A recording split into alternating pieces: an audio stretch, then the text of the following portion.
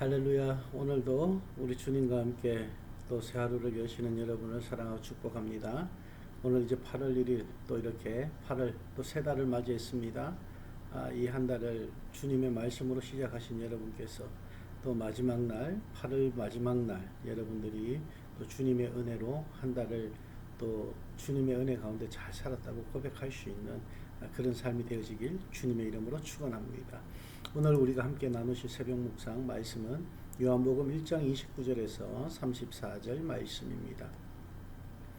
29절 말씀에 이튿날 요한이 예수께서 자기에게 나오심을 보고 이르되 보라 세상 죄를 지고 가는 하나님의 어린 양이로다. 내가 전에 말하기를 내 뒤에 오는 사람이 있는데 나보다 앞선 것은 그가 나보다 먼저 계심이라 한 것이 이 사람을 가리킴이라. 나도 그를 알지 못하였으나 내가 와서 물로 침례를 베푸는 것은 그를 이스라엘에 나타내려 함이라 하니라. 요한이 또 증언하여 이르되 내가 보매 성령이 비둘기같이 하늘로부터 내려와서 그의 위에 머물렀더라. 나도 그를 알지 못하였으나 나를 보내어 물로 침례를 베풀라 하신 그이가 나에게 말씀하시되 성령이 내려서 누구 위에든지 머무는 것을 보거든 그가 곧 성령으로 침례를 베푸는 이인 줄 알라 하셨기에 내가 보고 그가 하나님의 아들이심을 증언하였노라 하니라. 아멘. 예, 오늘 이 29절에서 34절 말씀은 바로 먼저 침례 요한의 증언의 또 한 부분입니다. 침례 요한의 증언 처음이 바로 우리가 어제 보았던 1장 19절에서 28절 말씀이었다면 두 번째 증언이 바로 이 29절에서 이 34절 말씀입니다. 그래서 오늘 이 말씀을 보면 하나님의 어린 양을 이렇게 이제 보라고 그렇게 이제 말씀을 하고 있습니다. 오늘 여기에서 말하는 이튿날이라는 것은 바로 어제 우리가 함께 나누었던 요한이 제사장들과 레위인들을 통해 가지고 그들에게 질문이라기보다는 신문을 받으면서 그죠? 신문을 받으면서 그 가운데서 그 예수에 대해서 이제 얘기를 하고 그리고 또 자기가 증언을 하는 그런 모습을 봅니다. 그 이후에 이제 그 다음 날을 말하고 있는 것입니다. 이튿날 이렇게 요한이 예수님께서 자기에게 나오심을 보았다라고 이렇게 고백을 합니다. 요한이 예수님을 찾아간 것이 아닙니다. 예수님께서 요한을 찾아 나오셨다는 것입니다. 그때 요한이 뭐라고 합니까? 이르되 보라 세상 죄를 지고 가는 하나님의 어린 양이로다. 자, 여기에서 우리가 바로 알아야 될 것은 직역을 하면 원서를 직역을 하면 보라 세상 죄를 지고 가는 하나님의 어린 양이로다. 이게 아니고 하나님의 어린 양을 보라 세상 죄를 지고 가는 그 사람이다라는 그렇게 이제 번역을 합니다. 그러니까 하나님의 어린 양이 먼저 나오게 되는 것입니다. 이 말씀은 무엇이냐 그러면은 이 시대를 우리가 봐야 된다는 것입니다. 전에 제가 여러분과 함께 말씀을 나누었던 적이 있습니다. 무엇이냐면요. 바로 이 시대에 살던 사람들은 메시아를 기다립니다. 유대인들이 메시아를 기다립니다. 이스라엘 백성들이 메시아를 기다립니다. 왜 기다릴까요? 자기들이 잘 살게 해줄 메시아를 기다리고 있습니다. 로마로부터 압제당하고 있는 이스라엘을 해방시켜줄 그 메시아를 구하고 있습니다. 가난으로 찌들어 있는 그들을 잘 살게 해줄 메시아를 기다리고 있습니다. 행복을 회복시켜줄 메시아를 기다리고 있습니다. 그런데 오늘 여기 말씀에 보면은 이 하나님의 어린 양을 먼저 원래 나오는 거예요. 원서에는 왜 하나님의 어린 양을 먼저 언급을 이렇게 침례 요한이 했느냐? 죄사함을 위한 메시아라는 것이죠. 너희들의 모든 경제적인 그런 물질적인 그런 모든 문제들을 해결해주는 그런 해방자의 하나님이 아니라 너희들의 죄를 대속해주고 너희들을 구원하실 하나님 그 아들 메시아를 지금 증언하고 있다는 것입니다. 그래서 여기에 보면 30절 말씀에도 보면 내가 전에 말하기를 내 뒤에 오는 사람이 있는데 나보다 앞선 것은 그가 나보다 먼저 계심이라 한 것이 이 사람을 가리킵니다. 예수님이 나오시는 것을 보고 자기가 계속해서 말했던 그 사람이라는 거예요. 나보다 먼저 계셨다는 거예요. 이 말씀은 뭡니까? 사실 육적으로 태어난 것은 침례 요한이 먼저 태어났습니다. 그죠? 엘리사벳을 통해서 먼저 태어났습니다. 그런데 어떻게 해요? 지금 이 말씀은 자기보다 먼저 계셨다라는 거예요. 예수가 육적으로는 자기보다 늦게 태어났는데 자기보다 먼저 계셨다. 이 말씀은 무엇입니까?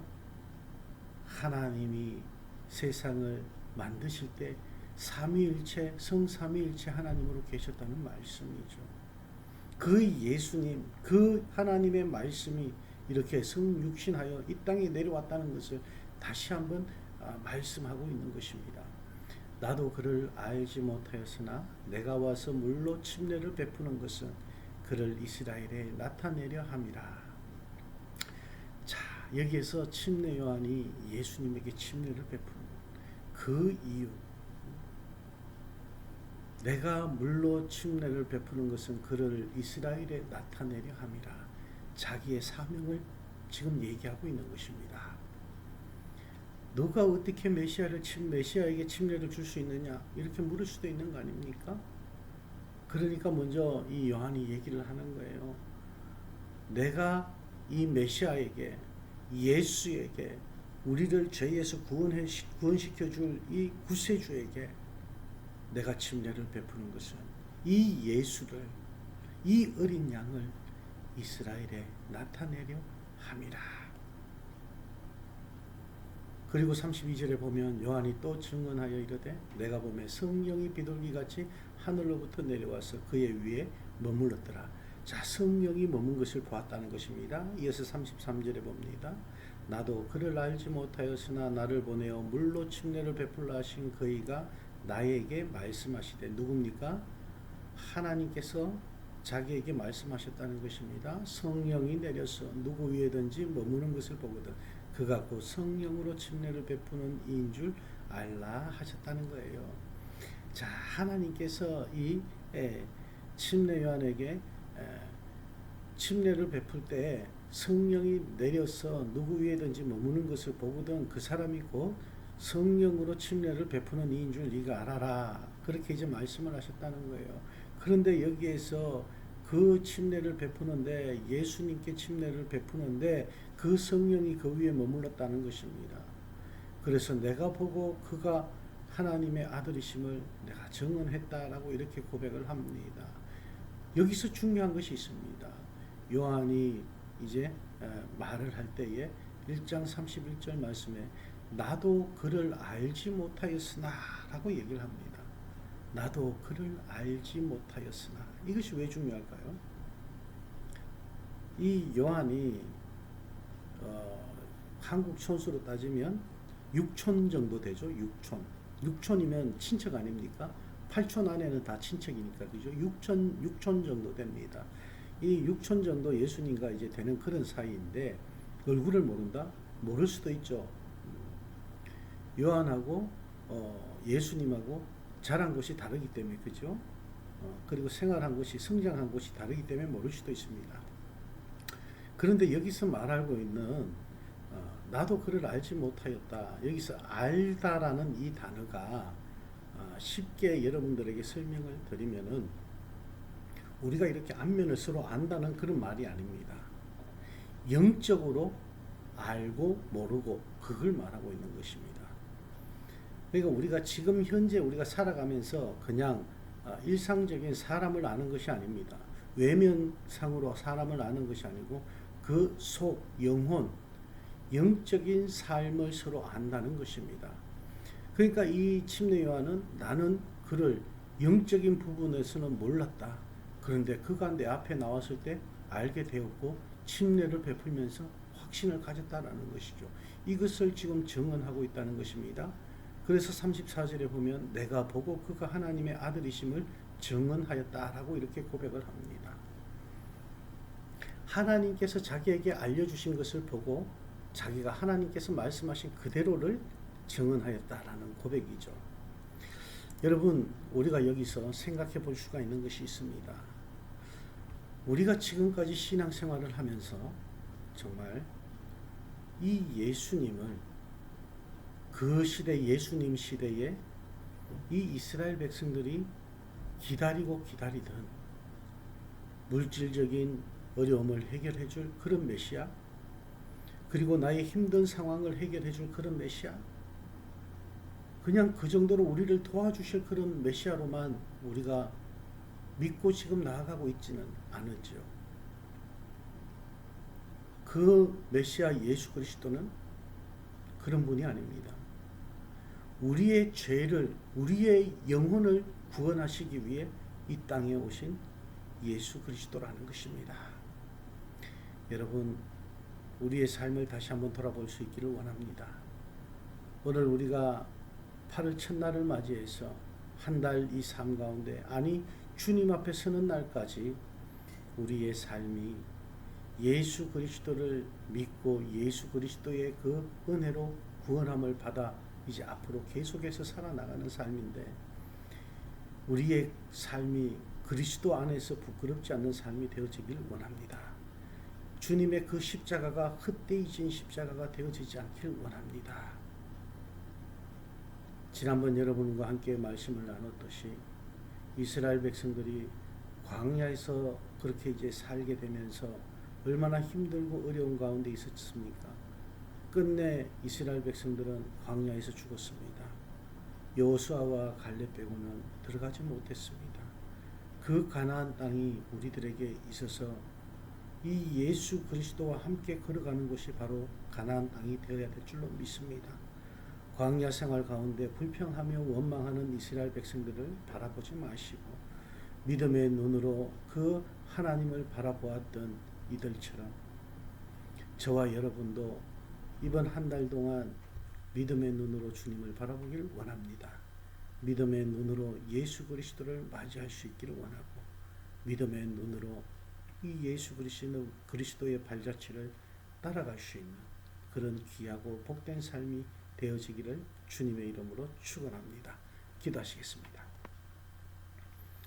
하나님 감사합니다. 오늘 저희들에게 귀한 말씀 주셨습니다.